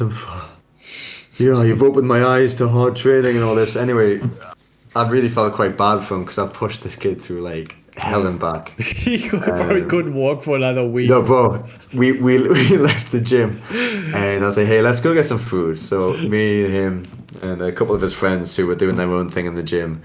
So let's go to Nando's. It's like a chicken place in the UK. Yeah. And we left the gym. He took 2 steps outside of the gym and just projectile vomited everywhere in the car park. he couldn't even come to eat with us, man. But then I had he made an Instagram post that day of us doing squats at the gym. And he was really humble about it, man. He was like, today I've been totally humbled by Zac Aynsley. He took me through his workout, and when he said he trained 45 minutes, I laughed at him. But after training with him today, now I understand what he means by hard work and no rest. But yeah, like I said, guys, I think ego is a big thing because he certainly had an ego when he went in, but he came out without one. And ego is a huge thing at the poker table, big time. And I feel like if you let that go, you're gonna instantly improve your game. Yeah. Instantly, because everyone at the poker table is the best player. Yeah. Everyone's the best. Yeah. That's why they play. They enter a tournament to come first place. Yeah. And It's just how it is, you know. So I think like if you act like that at the table, like you are the best, you can't be beat, no one outplays you, you only lose to bad beats, then you're gonna, you know, it's not a healthy way of looking at the game. No, Same absolutely with not. fitness, same with anything in life, you know. Uh, yeah, if you just apply an open mind, good mindset, like I said, the training, everything, everything Ben is doing right now, you're just gonna improve. Your poker's gonna improve, your mindset's gonna improve, yeah, health, happiness, strength is all just gonna go up. No. And if you want that, you know, you want to get better at poker, you want to be stronger in the gym, you want to have a better physique, you want to feel healthier, you want to be happier, you want just genuinely a better quality of life, you just have to take that first hurdle, think, okay, I'm going to do this, I'm going to give this a go, I'm just going to start this, and this, and just stick to it. And you'll see in time, you have to be patient as well. It doesn't happen in a day or two, but in time, you're going to notice these changes and you're going to think, oh my God, look at me now. This is great. But yeah, you just have to do that first hurdle and yeah, stick at it. That's the most important thing. Don't quit after a week if you don't see results. Keep Very well going. said. Yeah. It also reminds me of poker players that usually when I receive a lot of message, oh Ben, I have the worst downswing. Everyone believes he has the worst downswing, and that's like 200 tournaments, 300 tournaments, 500. I'm like, are you kidding? Like, are you even aware what variance means? And you could be the worst player in the world and you could be running hot over like a 100, 200 tournaments and be winning money. You could be the best player in the world and just be losing money over 500, 600 tournaments. It's just no sample size at all. So this is where I also see a big ego, because that's the typical victimhood mentality of most people in the world, unfortunately, that I have the worst, like I have the worst conditions in my life and I deserve to be better, or I deserve to get better. And yeah, this is just similar to, as you probably have it in fitness, I train the hardest, you know, I am the toughest motherfucker, Yeah. and then they take them to the gym.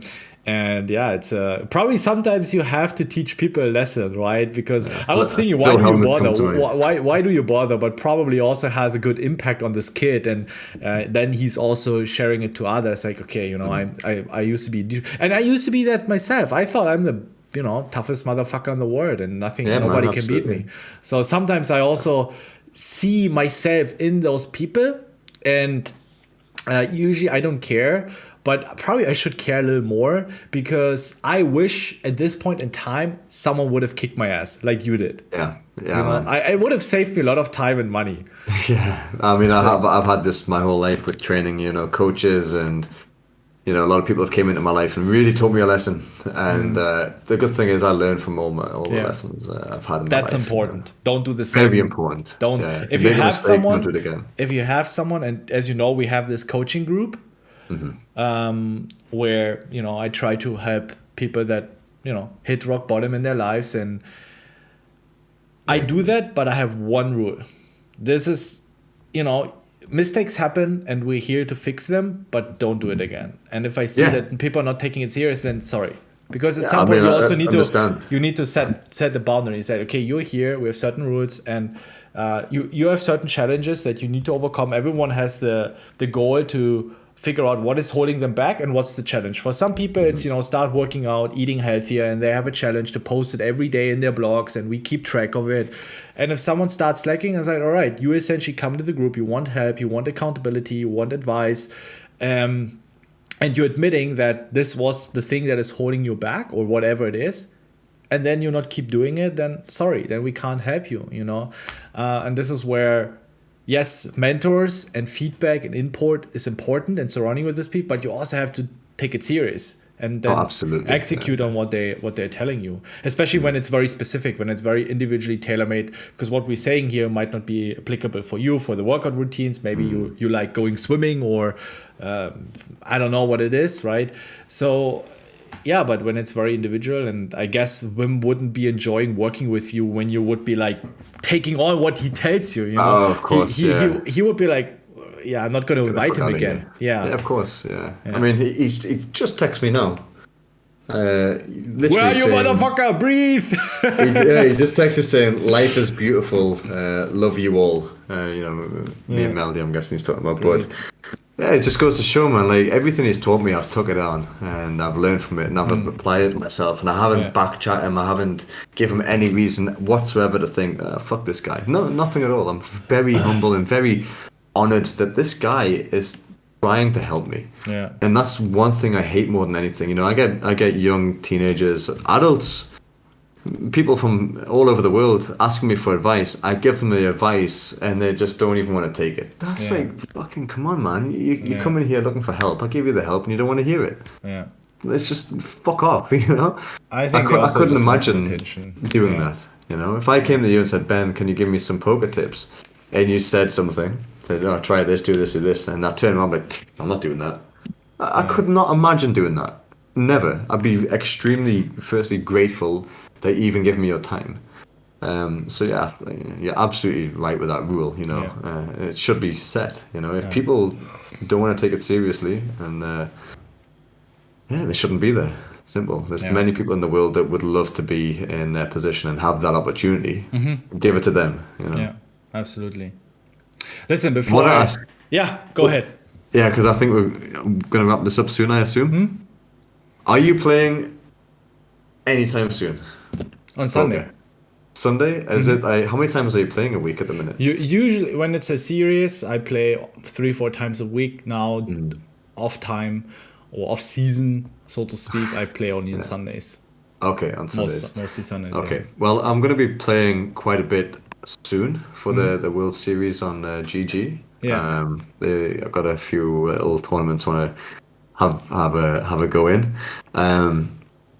I wanted to ask at some point, not now, not in a week, not anytime soon, doesn't have to be, but at some point in my life, I would like to do a heads-up match with you. We do that, of course. It could be for like $100 or 10 or whatever, just for fun. No, But we absolutely would do you be that. down for that? We do that. We I can do would love that it. quite soon. No. I had some other ideas as well, but we can talk about this. I can share that after Of course, the yeah, after of the course, podcast. but I would love to do that. No, Like we a do personal thing, like that aside, that's we just do me asking you. Like I would love to do I'm that. going It to would crush be you. No amazing. mercy. Yes, I want it. And if I win, if I beat you, man, oh my god, Yeah. you'll never live it down. We do best of 3. Yeah, for sure. I would honestly, I would love that, man. I would absolutely love that. I have one more question before I leave you free. Is especially since you're so involved in this, especially I love this question, asking people that are really deep into an industry where you as an outsider, you get some bits and bytes here and there. But what is it for you that in the fitness industry that everyone believes to be true, but it's not true? Oh my god, there's so many answers Is it to so that many? question, man. Honestly, I'll just it's pick one. unbelievable. I believe it to be true, but it's not true. It could also be around diet, fitness and diet, It's like when you hear that, you just cringe. You're like, oh my God, you guys have no idea. I think the biggest one I think of it straight away, and I'm going to mention it because it's very important, is steroids are magic pills, I guess. You wouldn't believe how many like young teenagers message me about steroids saying, hey, I want to take this and this and this, and at such a young age thinking if they take this, they're going to instantly get big. It's the biggest bunch of shit ever. If you do decide to take that, then you actually have to work harder. You have to stricken your life up so much more. You have to really be conscious of your body's health, your liver, your kidneys, everything, because they can damage them. But yeah, I think kids, especially kids, see these guys on social media who look amazing. They get talking to their friends at the gym. The word steroids come up. And at 16, 17 years old, they're thinking about taking it because if they think they're going to take it, they're going to look amazing. Wrong. Completely wrong. You have to work harder. So that's the first thing that comes to mind, just because, I don't want young people going down that path thinking that that's the only way they're going to look good. I hate that idea because it's starting to happen now. Back in the day when I was young, for me to look good, I had to go to the gym, work out, eat chicken and rice, get a protein shake when I finish, and go back the next day. Yeah. Now kids are like, I'm going to go do 20 minutes at the gym and then take steroids and I'm going to look good. That is the most fucking bullshit thing you could ever hear. Well, I So, actually get that out of your head. thought the same. Steroids is just some sort of cheating. You just take them, and of course here still you have No, to work it's the out. But complete opposite, man. Like they help to a certain degree, but I mean, most of them just help you recovery. They don't really make you grow quick. And the thing is, if you do take, because the thing is as well, there's hundreds of types. For most people, I think it's just like one type. No, there's so many different types out there. But yeah, as well, if you start at a young age and you depend on them and you gain results from them, when you stop taking them, you lose it in like faster than you gained it, much faster. You lose everything you worked for. okay. So yeah, that's the biggest thing. People think it's like a magic solution that's you're going to And make I you look guess it's great also not straight away. sustainable. You can't take steroids for your entire life, right? So it's like No, no, your no way, body no. probably cannot survive that. Yeah. I mean, I didn't want to really mention it, but yeah, I think it's worth mentioning because a lot of Yeah. people are gonna probably go down that path at some Just point, don't or take it in the first place. yeah, yeah. Yeah. I mean, if the only reason you should take it is if you're clinically diagnosed with severe low testosterone count and you need to have a top up, that's fair enough. I know many people like that. They have low testosterone levels. They take TRT, which is like a testosterone replacement therapy. It balances it out. That's fine. That's great. Okay. But if you are not going to make this your career, your life, you're not going to compete, and this is going to be your everything, if you take it, yeah, you're an idiot. That's what I think. The only reason you should ever take them is if it's like your life, your absolute life. You want to be a men's open bodybuilder at 250 pounds at 3% body fat, like an absolute mutant. That's the only reason you should ever really take them. If you want them just for quick results, then your mindset is completely wrong. And like I said, you can lose the results faster than you gain them. So yeah, that's the first thing that comes to mind. Second, we've already mentioned it. Supplements are going to make you big and strong and great shape. I'm going to take protein shakes and get ripped. Doesn't work like that. And what else? I think there's so much, man. What people think is right if it's actually wrong.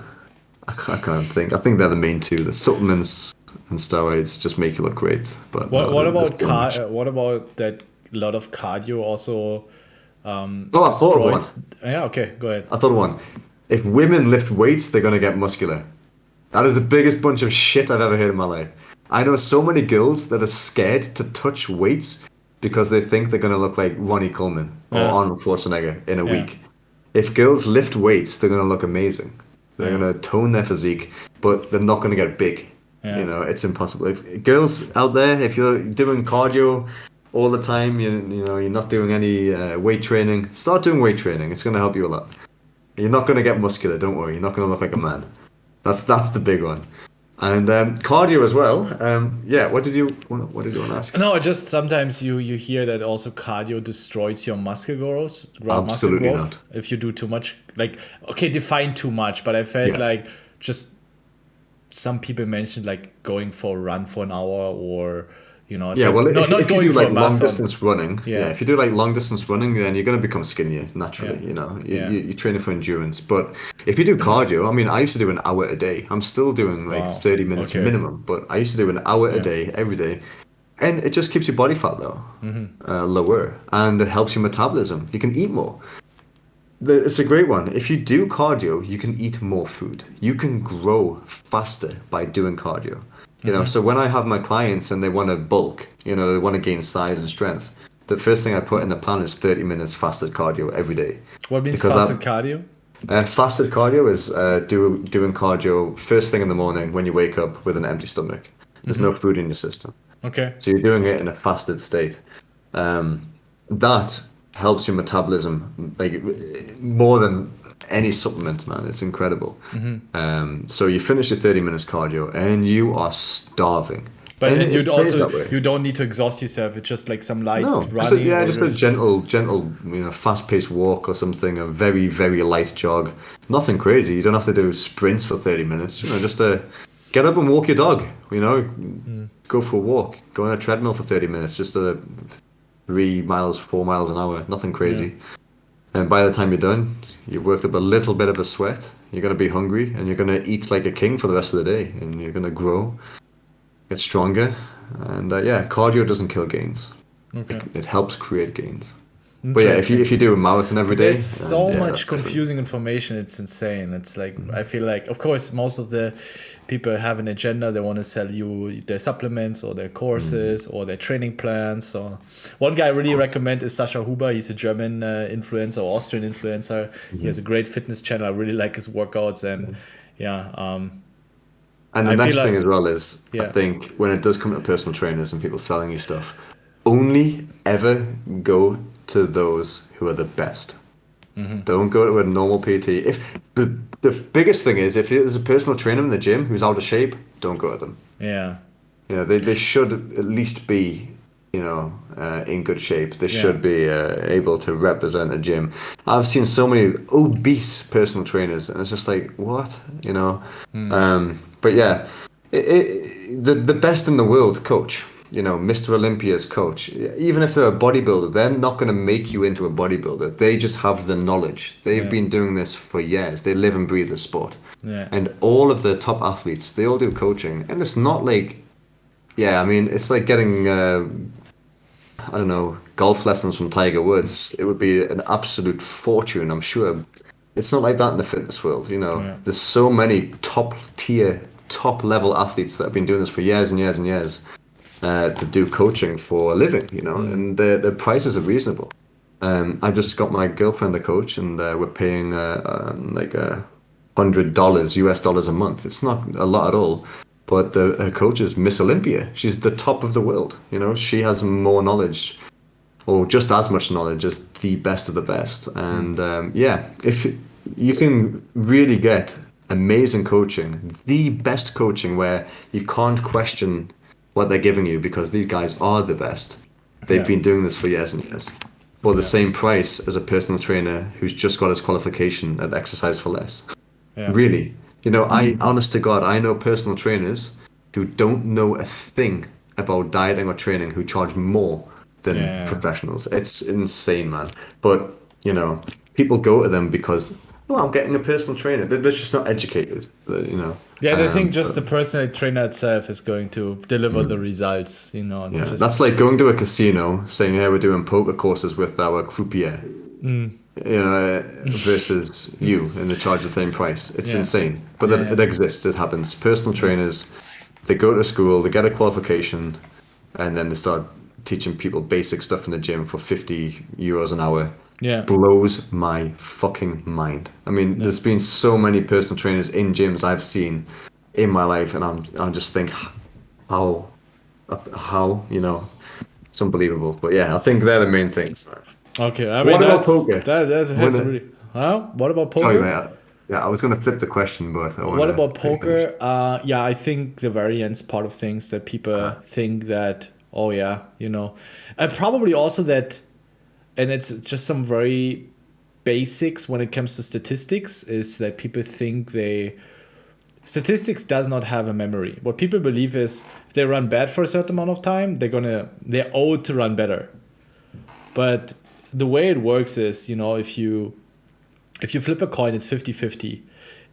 And you hit tail, that the next flip is also 50-50. It's not, there was just tail, so now it's like 49-51. And this is actually a common misbelief. It's crazy how many messages I receive. Yeah, Ben, I've been running poorly for the last 200 tournaments. When do I start running better? It's like, what is this question, man? Like, there is no when do I run better? When do I start running better? Yeah. Just Yeah, you have still the same what do you say chances to that? you can increase the odds of running better by putting in the work, by studying, Yeah, absolutely. by improving Yeah. your game. But in terms of variance, you could keep running bad for the next thousands of tournaments. It can happen. I mean, that's quite literally just saying, I would just say, if somebody asked me saying, "Hey Ben, I'm running pretty bad, how do I change that? I'm losing flips, how do I change that?" I would just say, get a coin, flip it 20 times, and pick heads. And if it lands on tails 15 times, then just say that is the proof right there. Yeah. You can't change that. Yeah. So yeah, 100%, man. And I think also people confuse it with when coaches or very experienced poker players say, yeah, you just need to grind it out, you just need to play more tournaments. Well, the logic behind this is if you're a winning player, let's say you're supposed to win 60, 70, 80% of the time. Of course, the more you play, the higher the chances that the good run will come. But it's not guaranteed. And I think most players that actually ask these kind of questions, they're, in my opinion, not winning players, because it's just one fundamental, it's just a fundamental core of poker, the variance, understanding the variance. So if you believe that the variance is supposed to turn at some point, I'm pretty sure you have other tremendous leaks in your games that will not make you a winning player. So, and if you're not a winning player, or if you break even player, the lower your win rate, the higher the variance. It's just like up and down. Usually it goes down and just the spikes are higher. So the downswing will last longer. Chances are high the downswing will last longer. There are many more, but I think that's one of the core ones where people totally underestimate the variance in poker and are shocked about the swings in poker and have no clue. And these are actually already players that kind of try to educate themselves. Not even speaking about the true beginners that don't really, they know the rules, but they don't know anything about equity and odds. I they think just play true for beginners fun. don't even go down that avenue. Yeah, exactly. Unless they really just decide they want to make it a living. But I miss the simplicity back then when you just play a game, you lose, I lost, see you later, No, for Those sure. are the good times. But now, it's a bit more serious. And I'm not gonna lie, I'm sat here like excited and motivated to play a tournament now. So I think after this podcast, I'm gonna jump into a couple and see I don't how I want do. to hold you up any longer here. Thank you so much for joining me today. It was a great episode. And if you have any questions on fitness or poker, don't hesitate to drop it in the comments. And if you're also excited to see me visiting Zac and do some exercise, do some work together with Wim, also do some work. If you want to see us battling heads up or maybe doing more content together, drop it in the comments. Super excited. Heads up battle, Wim Hof experience. It's gonna be fun, man. Yeah. Maybe three-handed live. A live sit and go. Me, you and Wim. We can set that up. Yeah, I'm pretty sure we can set that up. But right. Ben, mate, it's been amazing. Thank you so much. Thank you so much, man. Good luck at your poker tournament, and then thank you so much. See you soon.